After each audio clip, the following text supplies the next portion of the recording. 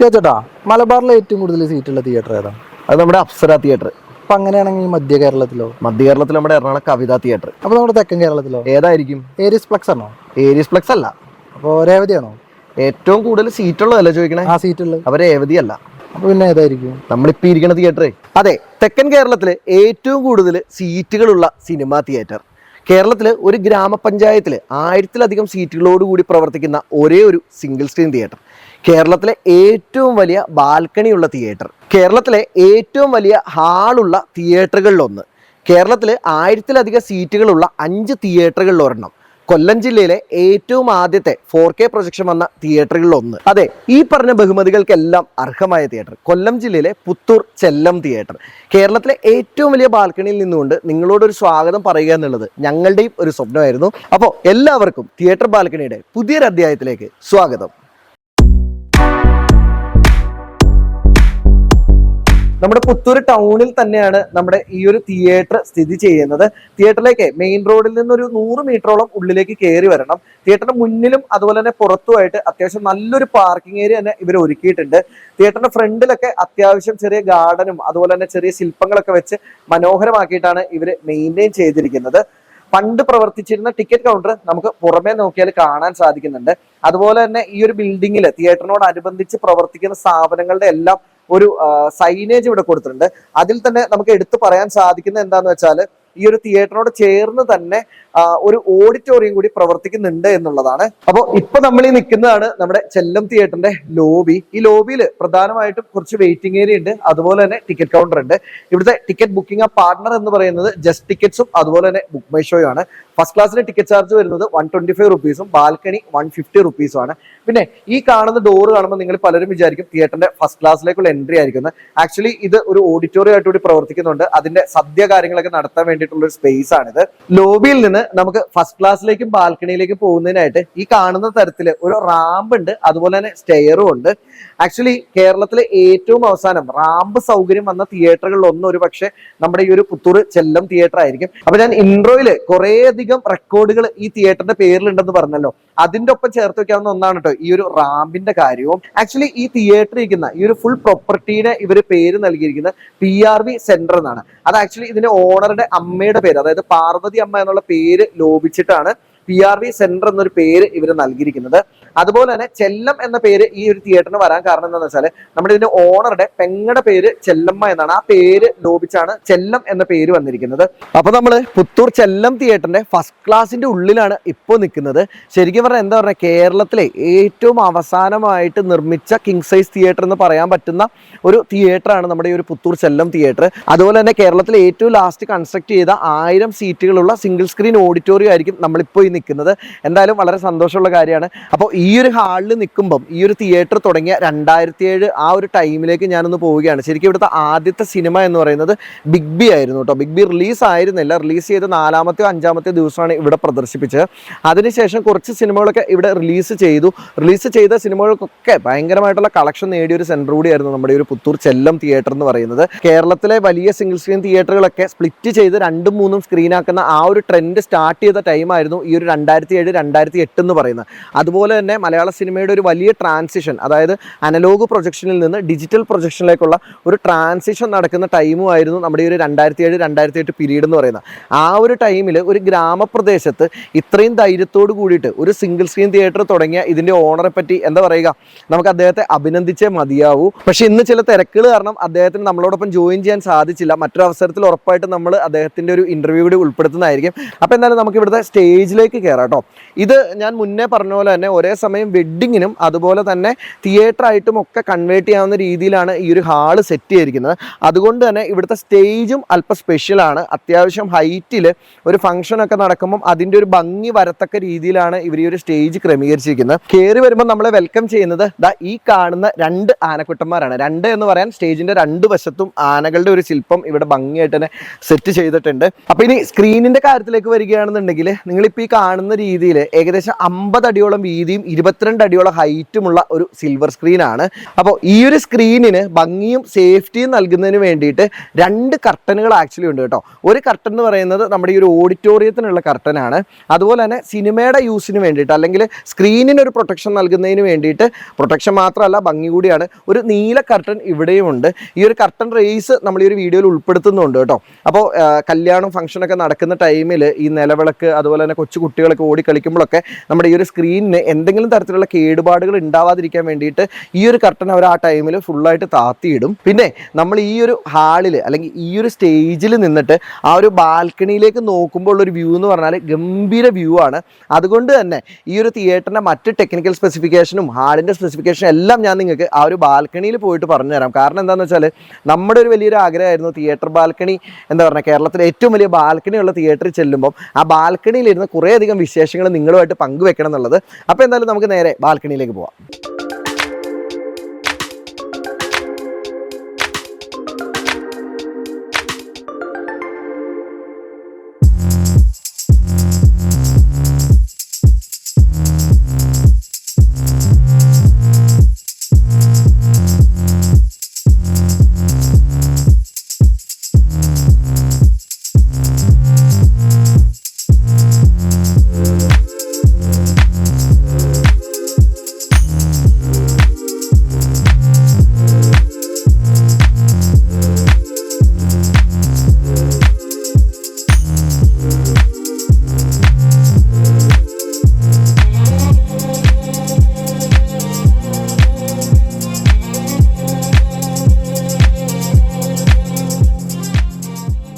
ഈ ഒരു തിയേറ്ററിൽ ഫസ്റ്റ് ക്ലാസ്സിനും ബാൽക്കണിക്കും ഇവിടെ ലോബികൾ ഏർപ്പെടുത്തിയിട്ടുണ്ട്. ഈ 2 ലോബികളിലും കഫ്റ്റീരിയ സൗകര്യവും അതുപോലെ തന്നെ അത്യാവശ്യം ഇരിക്കാനുള്ള ഒരു ചെറിയ എന്താ പറയുക അരമതിൽ പോലുള്ള ഒരു ഫെസിലിറ്റിയും കൊടുത്തിട്ടുണ്ട്. പിന്നെ 2 ക്ലാസ്സുകളുടെയും ഇരുവശങ്ങളിലായിട്ട് ലേഡീസ് ആൻഡ് ജെന്റ്സ് ടോയ്ലറ്റുകൾ ഇവിടെ ക്രമീകരിച്ചിട്ടുണ്ട്.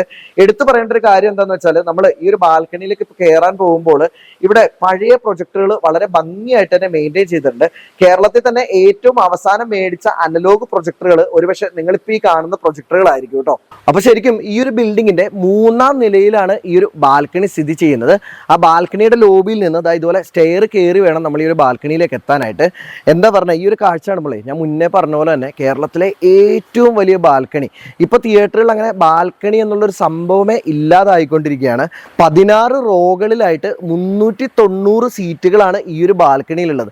അതായത് ഇന്നത്തെ കേരളത്തിലെ ഒരു എന്താ പറയുക 2ഓ 3ഓ ചെറിയ തിയേറ്ററുകളുടെ ടോട്ടൽ സീറ്റിങ്ങിൻ്റെ അത്രയും വലുതാണ് ഈ ഒരു ബാൽക്കണി മാത്രം.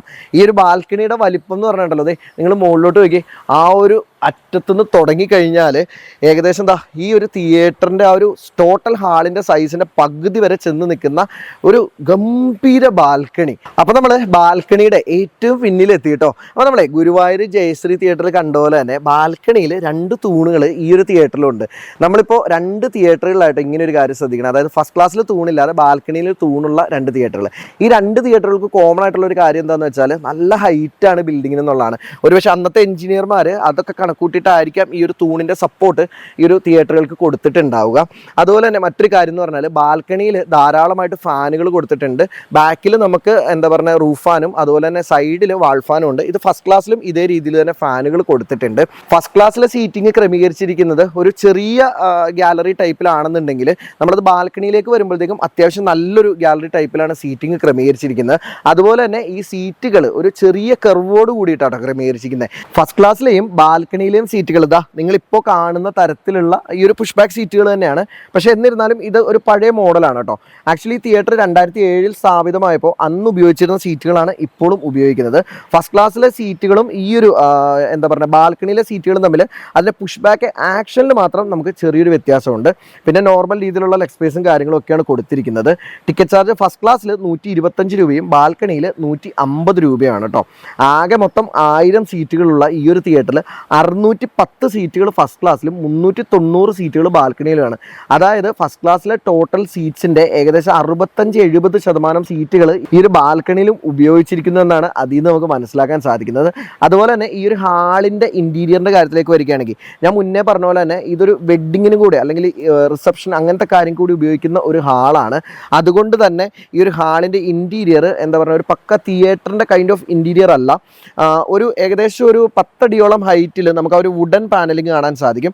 അതിന് ടോപ്പിലേക്ക് അക്വസ്റ്റിക് ചെയ്തിരിക്കുന്നെങ്കിലും ഈ വെഡ്ഡിങ്ങിനൊക്കെ ഉപയോഗിക്കുന്നതുകൊണ്ട് തന്നെ അതൊരു വൈറ്റ് കളറാണ് കൊടുത്തിരിക്കുന്നത്. ഫുള്ളി ഒരു നമുക്കൊരു എന്താ പറയുക, മൊത്തത്തിൽ നമ്മളൊരു വൈറ്റ് ഒരു കൊട്ടാരത്തിനകത്ത് അല്ലെങ്കിൽ ഒരു കൂടാരത്തിനകത്ത് ഇരിക്കുന്നു എന്നുള്ളൊരു ഫീലാണ് നമുക്കൊരു തിയേറ്ററിൽ ഇരിക്കുമ്പം കിട്ടുന്നത്. എന്നിരുന്നാലും അത്യാവശ്യം വലിയ ഹാളും അത്യാവശ്യം ഒരു സൈസുള്ള സ്ക്രീനൊക്കെ ആയതുകൊണ്ട് തന്നെ വളരെ കാര്യമായിട്ട് നമ്മുടെ ആസ്വാദനത്തെ ഒന്നും അത് ബാധിക്കുന്നില്ല. പിന്നെ ഈ ബാൽക്കണിയിൽ ഇരുന്നിട്ട് നമ്മൾ സ്ക്രീനിലേക്ക് നോക്കുമ്പോൾ ഞാൻ മുന്നേ പറഞ്ഞ പോലെ തന്നെ ഏകദേശം 50 അടിയോളമുള്ള സ്ക്രീൻ ആണെങ്കിലും ഈ ബാക്കിൽ നിന്ന് നോക്കുമ്പോൾ നമുക്ക് ആ ഒരു അത്രയും വലിപ്പ സ്ക്രീനിന് തോന്നുന്നില്ല. പക്ഷേ ഈ ഒരു ബാൽക്കണിയുടെ മിഡിൽ പോർഷന് മുന്നിലേക്ക് ഇരിക്കുകയാണെന്നുണ്ടെങ്കിൽ നമുക്ക് ആ ഒരു സ്ക്രീനിൻ്റെ മനോഹാരിത അത്യാവശ്യം നന്നായിട്ട് തന്നെ ആസ്വദിക്കാനും സാധിക്കും. പിന്നെ ഈ ഒരു ഹാളിൻ്റെ ഏറ്റവും വലിയ പ്രത്യേകത എന്താണെന്ന് വെച്ചാൽ അത് ഈ ബാൽക്കണിയിൽ വന്നപ്പോഴാണ് നമുക്ക് മനസ്സിലായത്. ഹാളിൻ്റെ പിൻഭാഗത്ത് വീതി കുറഞ്ഞിട്ട് മുന്നിലേക്ക് വരുമ്പോൾ നല്ല വീതിയിലാണ് ഈ ഒരു ഹാൾ വരുന്നത്. അങ്ങനെയുള്ള തിയേറ്റർ ഹാളുകൾ എനിക്ക് തോന്നുന്നു കേരളത്തിൽ വളരെ ചുരുക്കമായിരിക്കും. സാധാരണ പഴയ തിയേറ്ററുകളിലൊക്കെ മുൻഭാഗത്ത് വീതി കുറഞ്ഞ് പിന്നിലേക്ക് വീതി കൂടി കണ്ടിട്ടുണ്ട്. ഇത് നേരെ തിരിച്ചാണ്. അതായത് കൃത്യമായിട്ട് പറഞ്ഞു കഴിഞ്ഞാൽ ഈ ഒരു ഏറ്റവും പിന്നിൽ ഇപ്പം നമ്മൾ ഈ നിൽക്കുന്ന നിരയിൽ ഏകദേശം 21-22 സീറ്റുകളാണ് ഇട്ടിരിക്കുന്നത്. ഇതേ ബാൽക്കണിയുടെ തന്നെ മുന്നിലേക്ക് പോകുമ്പം 31 സീറ്റുകൾ വരെ ഇട്ടിട്ടുണ്ട്. അതായത് 2 സൈഡിലുമായിട്ട് ഏകദേശം 10 അടിയോളം വീതിയുടെ വ്യത്യാസം അല്ലെങ്കിൽ വീതി കൂടുതൽ മുന്നോട്ടേക്ക് വരുമ്പോൾ ഉണ്ടാകുന്നുണ്ട്. എങ്ങനെയുണ്ട്? വെറൈറ്റി ആയിട്ടുള്ളൊരു ബാൽക്കണി അല്ലേ അപ്പോൾ? അതെ, ഇതാ ഈ കാണുന്ന സ്പീക്കറില്ലേ, അഹൂജയുടെ സ്പീക്കറാണ് കേട്ടോ, കുഞ്ഞൻ സ്പീക്കർ. അതിന് തൊട്ടപ്പുറത്ത് JBLന്റെ വലിയ സ്പീക്കറും ഉണ്ട്. അപ്പോൾ നിങ്ങൾ ഏതെങ്കിലും തിയേറ്ററിൽ ഇത്തരത്തിൽ 2 സ്പീക്കറുകൾ ഇങ്ങനെ പാരലി വെച്ച് പോയിട്ടുള്ളതായിട്ട് കണ്ടിട്ടുണ്ടോ? സംഭവം എന്താണെന്ന് വെച്ചാൽ ഇവിടെ വെഡ്ഡിങ് ഫംഗ്ഷൻസ് ഒക്കെ നടക്കുകയാണെങ്കിൽ അതിൻ്റെ പാട്ടും കാര്യങ്ങളൊക്കെ പ്ലേ ചെയ്യുന്നത് ഈ അഹൂജയുടെ സ്പീക്കർ കൂടിയാണ്. സിനിമയുടെ ആവശ്യങ്ങൾക്കും മറ്റുമായിട്ടാണ് നമ്മുടെ ഈ ഒരു JBLന്റെ സ്പീക്കറുകൾ ഉപയോഗിക്കുന്നത്. ഈ ഒരു തിയേറ്റർ 2007 തുടങ്ങിയിട്ട് പിന്നീട് റിനോവേഷൻ ചെയ്ത സമയത്ത് ഇവിടുത്തെ കംപ്ലീറ്റ് സ്പീക്കറുകൾ മാറ്റിയിട്ട് JBLന്റെ സ്പീക്കർ ആക്കിയിരുന്നു. സൗണ്ട് സിസ്റ്റം വരുന്നത് ഡോൾബി 7.1 സൗണ്ട് സിസ്റ്റം ആണ്. അതുപോലെ തന്നെ ഇവിടുത്തെ പ്രൊജക്ഷൻ്റെ കാര്യത്തിലേക്ക് വരികയാണെന്നുണ്ടെങ്കിൽ ബാർക്കോയുടെ 4K പ്രൊജക്ഷനാണ്. ഞാൻ ആദ്യം പറഞ്ഞ പോലെ തന്നെ കൊല്ലം ജില്ലയിൽ ഏറ്റവും ആദ്യമേ 4K പ്രൊജക്ഷൻ വന്ന 2 തിയേറ്ററുകളിൽ ഒന്ന് നമ്മുടെ ഈ ഒരു പുത്തൂർ ചെല്ലം തിയേറ്ററാണ്.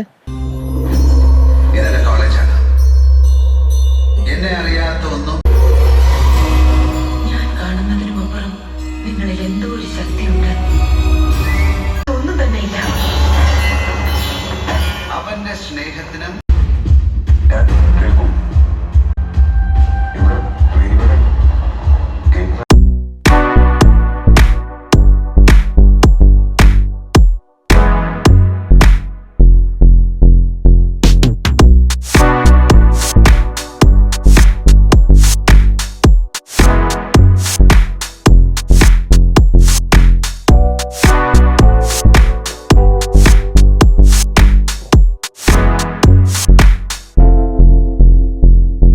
കേരളത്തിലെ കിങ് സൈസ് തിയേറ്ററുകൾ ഒന്നൊന്നായിട്ട് അപ്രത്യക്ഷമായിക്കൊണ്ടിരിക്കുകയാണ്. അല്ലെങ്കിൽ റിനോവേഷന് ശേഷം സീറ്റുകളൊക്കെ കുറച്ച് എന്താ പറഞ്ഞേ, ആ ഒരു കിങ് സൈസ് അല്ലെങ്കിൽ 1000-ഓളം ആളുകളുടെ ഒപ്പം ഇരുന്ന് കൈയടിച്ച് ഓളം വെച്ച് ഒച്ചപ്പാടുണ്ടാക്കി സിനിമ കാണുന്ന ആ ഒരു ഫീല് നമുക്ക് അന്യം നിന്ന് പോയിക്കൊണ്ടിരിക്കുകയാണ്. അപ്പൊ നിലവില് കേരളത്തില് വിരലിൽ എണ്ണാവുന്ന തിയേറ്ററുകളെ 1000-ലധികം സീറ്റുകളുമായിട്ട് പ്രവർത്തിക്കുന്നുള്ളൂ. അപ്പോൾ അതിലൊരു തിയേറ്റർ ആയിട്ടുള്ള നമ്മുടെ ഈ ഒരു ചെല്ലം തിയേറ്ററിന്റെ വിശേഷങ്ങൾ നിങ്ങളിലേക്ക് എത്തിക്കാൻ സാധിച്ചതിൽ നമുക്ക് വളരെയധികം സന്തോഷമുണ്ട്.